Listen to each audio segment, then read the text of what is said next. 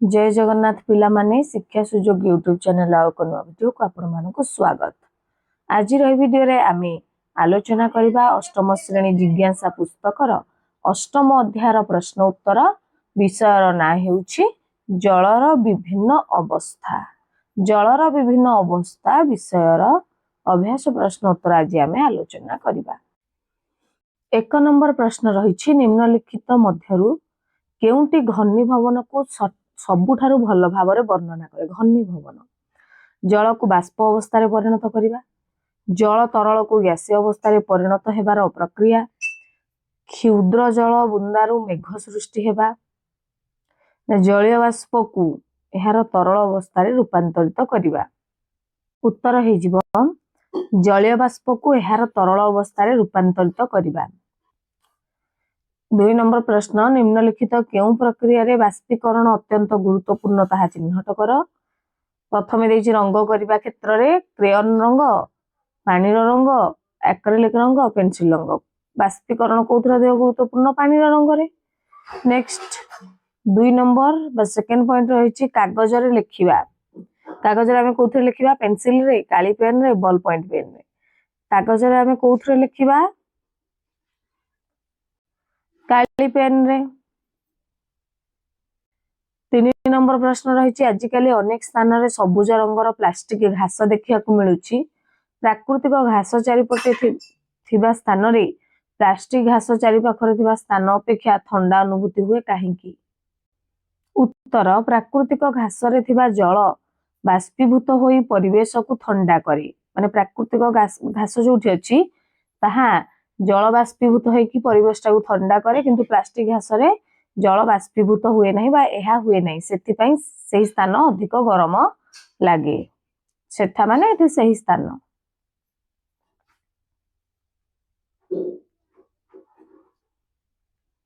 तले हम कहि परिबा जे प्राकृतिक घास रे थिबा जल बाष्पीभूत होई परिवेश को ठंडा करे, प्लास्टिक घास रे एहा हुए नहीं बा बाष्पीभवन प्रक्रिया हुए नहीं, सेति पई सही स्थान अधिक गरम लागे। जल व्यतीत अन्य तरल पदार्थर उदाहरण दियो जहा बाष्पीभूत हुए। उत्तर अल्कोहल, पेट्रोल, एसीटोन, सुगंधी वा परफ्यूम इत्यादि बाष्पीभूत हुंती। 5 नंबर प्रश्न फैन एहार चारिपटर वायु को गतिशील कराए, जहा ठंडा पागर अनुभव दिए। ओदा लुगा को सुखाइबा पई फैन चलाइबा हमकु अजब लागि पारे, कारण फैन साधारणतः वस्तु को ठंडा करे, गरम नुहे। साधारणतः जेतेबेले पानी बाष्पीभूत हुए सेतेबेले ठंडा पवन हुए, ताप दरकार हुए। ए विषय तुमे कोन भाबुछ? फैन वायुर वेग बढ़ाई दिए, एथिरे लुगार पानी शीघ्र बाष्पीभूत हुए। बाष्पीकरण पाई आवश्यक ताप आखपाखर परिवेश रु मिली जाए, तेणु लुगा शीघ्र सुखी जाए। 6 नंबर प्रश्न रही साधारणतः नालरू कादुओ बाहर करी एहाकु नाल पाखरे गदा आकार 3 रु 4 दिन पर्यंत छाड़ी दियो। एहा परे एहाकु एक बगीचा किंबा खेत को पठा जाए, जेउठारे एहाकु सार भाबरे व्यवहार करा जाय परिबो। एई पद्धति कादुओर परिवहन खर्च को ह्रास करिथाय एवं एहाकु परिचालना करुथुवा व्यक्ति को सुरक्षा देइथाय। एहा उपरे चिंता करो एवं एहा किपरि हुए वर्णना करो। उत्तर नालर कादुओ को 3 रु 4 दिन रखिले ताहार पानी बाष्पीभूत हो जाए, फल कादुओ सुखी हालुका हो जाए, तेणु परिवहन खर्च कमे, परिचालना सहज हुए एवं एहाकु सार भाव व्यवहार करा जाए। 7 नंबर प्रश्न गोटे दिन पई तुम घरर कार्य उपरे नजर रख, बाष्पीकरण सहित जड़ित कार्य गुडी को चिन्हट कर। बाष्पीकरण प्रक्रिया को बुझिबा आमर दैनंदिन कार्य रे किपरि सहाय्य करे।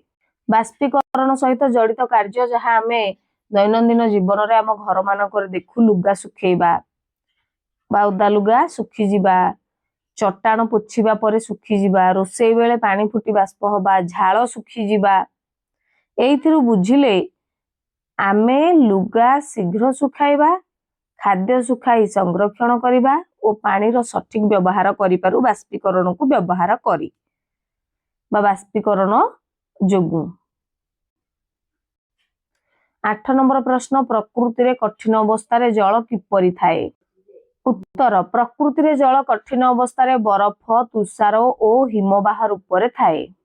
9 नंबर प्रश्न जल व्यवहार करने आमर अधिकार बदल जल व्यवहार करने आमर अधिकार बदल जलर संरक्षण आमर दायित्व अटे।